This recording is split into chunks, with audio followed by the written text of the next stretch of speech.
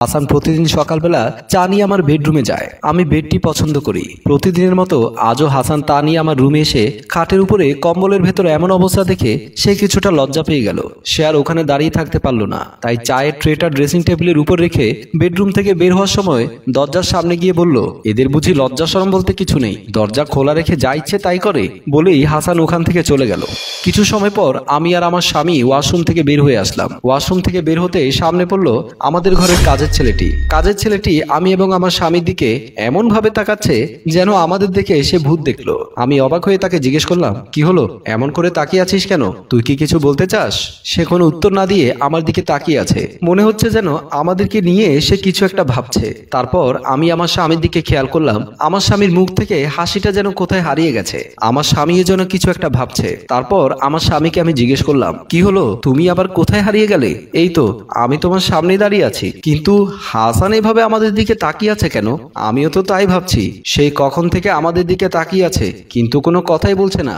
এমন ভাবে আমাদের দুজনকে দেখছে, মনে হচ্ছে সে প্রথম দেখছে। তখন আমি খেয়াল করে দেখলাম সে মনে হয় আমাদের কিছু বলতে চাচ্ছে। হাসান বলল, সব সময় ঘরের ভেতরে দরজা বন্ধ করে কিছু করবেন, দরজা খোলা রেখে কিছু করলে দুর্ঘটনা ঘটে যেতে পারে। এই কথা বলে কাজের লোক হাসান চলে গেল।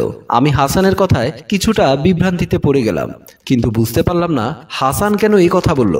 তারপর আমার স্বামী আমাকে বলল, তুমি রুমের ভেতরে যাও, আমি আসছি। এই কথা বলে আমার স্বামী সেখান থেকে চলে গেল। তখন আমার শুধু বারবার একটি কথাই মনে পড়ছিল, হাসান আমাকে কি বলতে চেয়েছিল, আর আমার স্বামী বা হাসানের পেছন পেছন গেল কেন?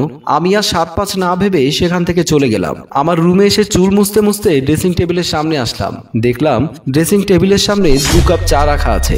আমি অবাক হয়ে চায়ের ট্রেটা হাতে নিয়ে মনে করতে লাগলাম আমি কোনো চা অর্ডার করেছি কিনা, কিন্তু না, আমি তো চা অর্ডার করিনি। তাহলে এখানে 2 কাপ চা রাখলো কেন? তাহলে কি কাজের ছেলে হাসানের চায়ের ট্রেটা হাতে নিয়ে রুমে এসে কিছু দেখে ফেলেছে? কিন্তু হাসান কি দেখলো?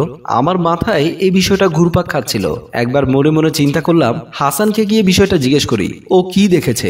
আর ভাবলাম, না, কাজের লোকের কাছে এসব জিজ্ঞেস করাটা ঠিক হবে না। ঠিক আছে, অন্য এক সময় সুযোগ বুঝে সে বুঝতে না পারে মতো তার থেকে জিজ্ঞেস করে নেব। এই ভেবে চায়ের ট্রেটা আবারও ড্রেসিং টেবিলের উপর রাখলাম। তারপর আমি আমার ভেজা চুলগুলো মুছতে লাগলাম। আমি চুলগুলো মুছে নিজের চুলগুলো নিজেই শুকে দেখলাম। চিন্তা করতে লাগলাম আমার স্বামী কেন আমার চুল শুকার জন্য পাগলামি করে। সত্যিই তো আমার চুলের মধ্যে অনেক আকৃষ্ট করার মতো ঘ্রাণ আছে। তাই মনে মনে একটু হাসছিলাম। ড্রয়িং রুমে বসেছিল আমার শ্বশুর এবং শাশুড়ি। আমার শ্বশুর শাশুড়ি বয়স হয়েছে, তাতে কি, এখনো তাদের ভেতরে খুনসুটি করেই সময় কাটে। এখনো তারা একজন আরেকজনকে অনেক বেশি ভালোবাসে। এখন ওরা মাঝে মাঝে পার্কে ঘুরতে যায়। ওদের দেখলেই মনে হয় না ওনাদের যে বয়স হয়ে গেছে। আমার শ্বশুর আমার শাশুড়িকে বলল, দোলা চলো না সিনেমা দেখতে যাই, নতুন একটা সিনেমা এসেছে। আমাকে নিয়ে তো অনেকদিন ধরে সিনেমা দেখতে যাওয়া হয় না।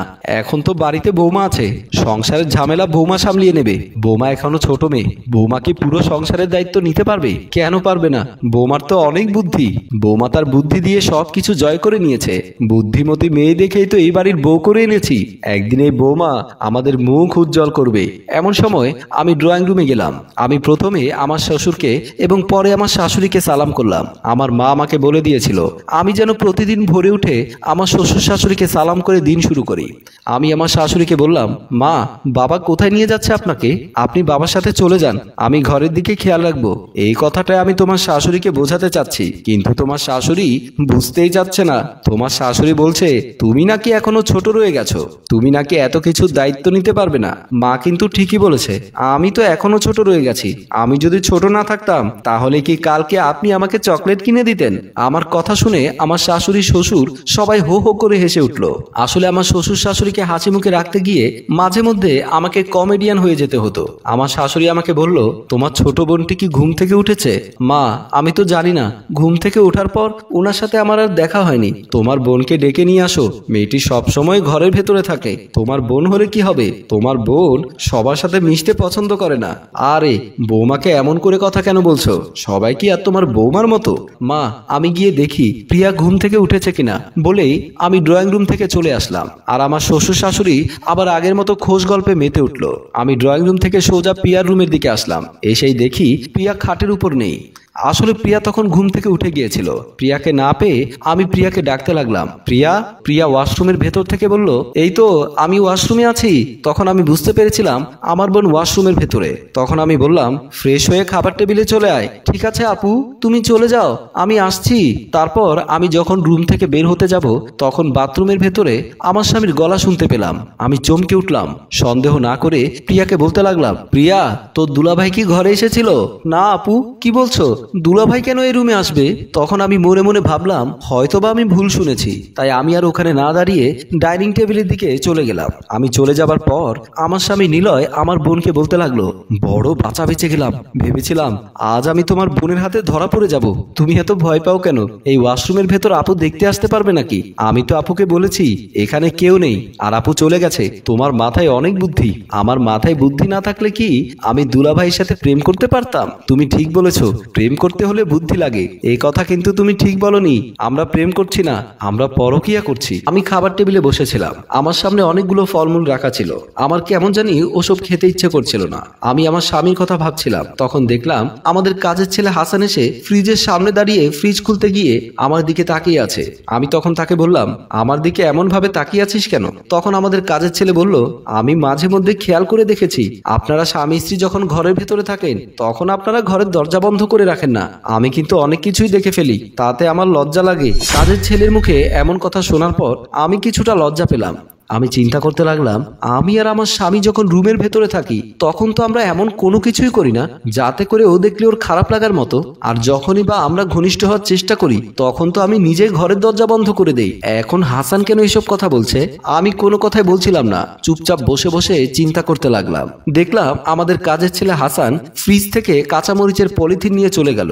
আর আমার স্বামীর কথা মনে পড়াতেই আমি রুমের দিকে চলে গেলাম। আমি ডাইনিং টেবিলের ওখান থেকে আবার বেডরুমে এসে দেখলাম আমার স্বামী বেডরুমে নেই। তাহলে সে কোথায় গেল? খুঁজতে আমি আবারও বোনের রুমের দিকে গেলাম। আমার বোনের রুমে এসে দেখলাম আমার বোন তখনও বাথরুমে গোসল করছে। আমি তাকে জিজ্ঞেস করলাম, এত সময় ধরে তুই ওয়াশরুমের ভেতরে কি করছিস? আপু তুই একটু দাঁড়া, আমি আসছি। তোর ভাইজান কি তোর ঘরে এসেছিল? আপু তুমি কি যে বলো না, ভাইজান আমার ঘরে আসবে কেন? তার কথা শুনে আমি চলে যাওয়ার সময় হঠাৎ লক্ষ্য করলাম আমার স্বামীর গেঞ্জি আমার বোনের খাটের উপরে। আমার মাথায় একটা চক্কর দিয়ে উঠলো। আমি খাট থেকে গেঞ্জিটা হাতে নিলাম। আমার কেন জানি মনে হয়েছে আমার স্বামী এই রুমের মধ্যে আছে, সে খাটের নিচে লুকিয়ে রয়েছে। তাই আমি খাটের নিচে চেক করতে লাগলাম। এমন সময় দেখলাম আমার ছোট বোন বাথরুম থেকে গোসল শেষ করে আমার সামনে এসে দাঁড়ালো। সে আমাকে বলল, কিরে আপু তুমি এখানে কি করছো? আমি তখন একটা হাসি দিয়ে বললাম, না রে কিছু না, আমি খাবার রেডি করেছি, তুই তাড়াতাড়ি খাবার টেবিলে আয়। বলেই আমি চলে গেলাম। আমার বোনের রুম থেকে ড্রয়িং রুমে এসে দেখতে পেলাম আমার স্বামী ড্রয়িং রুমের সোফার উপরে বসে আছে। আমাকে দেখে সে আমাকে জিজ্ঞেস করলো, কি হলো, আমার টি শার্ট নিয়ে কোথায় গিয়েছিলে? আমার টি শার্ট কি তোমার পরার ইচ্ছে হলো নাকি? আমি আমার স্বামীকে কিছু একটা বলতে যাব, এমন সময় দেখলাম আমার শ্বশুর শাশুড়ি ড্রয়িং রুমে আসলেন। আমার শাশুড়ি আমাকে বলল, বৌমা আমরা সিনেমা দেখতে যাচ্ছি, তোমরা কি আমাদের সাথে সিনেমা দেখতে যাবে? আমার কেন জানি সিনেমা দেখতে ইচ্ছে করছিল না। আমার মনের ভেতর কি তুফান চলছে সেটা কি আর শ্বশুর শাশুড়িকে বলতে পারছি? তবুও নিজেকে সামলে নিয়ে বললাম, না মা, আমার সিনেমা দেখতে ইচ্ছে করছে না, আপনারা দুজন গিয়ে সিনেমা দেখে আসেন। আমরা সিনেমা দেখা শেষ করে আসার সময় তোমাদের জন্য খাবার নিয়ে আসবো। কি খাবার খাবে বলো? আজকে যে আমার কিছুই ভালো লাগছে না, খাবার খেতেও ভালো লাগছে না। সে কথা আমি আমার শাশুড়িকে কিভাবে বলি? আমি আমার শাশুড়িকে বললাম, আপনারা যা ভালো লাগে তাই নিয়ে আসেন। তারপর আমার শ্বশুর শাশুড়ি সিনেমা দেখার উদ্দেশ্যে ড্রয়িং রুম থেকে চলে গেলেন। এরপর আমি যখন আমার স্বামীকে আবার কিছু একটা বলতে যাব এমন সময় দেখলাম আমার ছোট বোন সেখানে চলে আসলো। সে এসে বলল, চলো আপু খাবার খাবো, আমার অনেক খিদে পেয়েছে। এরপর আমার আর আমার স্বামীকে কিছুই জিজ্ঞেস করা হয়নি। আমি আমার বোনকে খাবার দেওয়ার জন্য ডাইনিং টেবিলের দিকে চলে গেলাম। আমাদের কাজের ছেলে হাসান আমাকে ছাদের দিকে নিয়ে যাচ্ছে। আমি তাকে জিজ্ঞেস করলাম, কিরে হাসান, আমাকে ছাদের দিকে কেন নিয়ে যাচ্ছিস? আমি তাকে একটার পর একটা প্রশ্ন করতেই লাগলাম। সে আমাকে কোনো কিছুর উত্তর না দিয়ে ছাদের দিকে উঠে যেতে লাগলো। হাসান আমাকে নিয়ে ছাদের দরজায় এসে বলল, আমি কিছুক্ষণ আগে ভাইজান আর আপনার বোনকে ছাদে আসতে দেখেছি। কোথায় দেখেছিস তোর ভাইজানকে? হাসান আমাকে কোনো উত্তর না দিয়ে ছাদের দিকে চলে গেল। তখন আমার হঠাৎ মনে পড়ে গেল আমাদের ছাদের উপর দিকে একটা নির্জন জায়গা আছে। যখন আমার স্বামী ঘরের মধ্যে আমার সাথে দুষ্টামি করতে না পারতো তখন এই ছাদে নিয়ে আসতো দুষ্টামি করার জন্য। আমি সেই জায়গাটার দিকে চলে গেলাম। হাসানও আমার সাথে সাথে ছাদে সেই জায়গাটি যাওয়ার জন্য হাঁটা শুরু করলো। আমি আগে আগে, হাসান আমার পেছন পেছন সিঁড়ি বেয়ে আমাদের ছাদের সে নির্জন জায়গায় যেতে লাগলাম। আমি নির্জন জায়গার কাছাকাছি এসে শুনতে পেলাম আমার ছোট বোনের গলা। সে বলছিল, তুমি কিন্তু কাজটা ঠিক করছো না, আমার কিন্তু সুরসুরি লাগছে। আরে সুরসুরি তো লাগবেই, আমি একজন পুরুষ মানুষ, তোমাকে স্পর্শ করছি, তোমার তো সুরসুরি লাগারই কথা। আমার স্বামীর মুখে এমন কথা শুনে আমার ছোট বোন হাসতে লাগলো। আমার পৃথিবীটা কেন জানি ঘুরতে লাগলো। আমার ছাদে আর এক মুহূর্ত দাঁড়াতে ইচ্ছে করছিল না। আমার ইচ্ছে করছিল ছাদ থেকে লাফ দিয়ে নিচে পড়ে যায়। আমার ছোট বোন আর আমার স্বামী আমার অজান্তে আমার সাথে বেইমানি করছে। আমাদের কাজের লোক হাসান লজ্জায় ঘৃণায় ছাদ থেকে নেমে গেল। আমি তখন আমার স্বামী আর ছোট বোনের কাছে গেলাম। আমাকে দেখে আমার ছোট বোন আর স্বামী যেন আকাশ থেকে পড়লো। আমি তখন বললাম, কি করে করতে পারলে? আমার স্বামী তখন আমাকে বলল, আসলে তুমি যেমনটা ভাবছো তেমনটা না, আমি প্রিয়ার সাথে এমনি একটু কথা বলছিলাম। আমার স্বামী যে আমার সাথে মিথ্যে কথা বলছে সেটা আমি বুঝতে পেরেছিলাম। সে নানানভাবে আমাকে বোঝানোর চেষ্টা করলো। আমি বোঝার পাত্রী নই। আমি কথার পিঠে কথা, প্রশ্নের পিঠে প্রশ্ন করেই ওদেরকে জর্জরিত করতে লাগলাম। আমি বললাম, ভালো হয়েছে, তোমাদেরকে আমি একসাথে দেখে ফেলেছি, এখন আমি তোমাকে ছেড়ে চলে যেতে পারবো, তুমি আর আমাকে বাধা দিতে পারবে না। আমার ছোট বোন তখন মাথা নিচু করে দাঁড়িয়েছিল।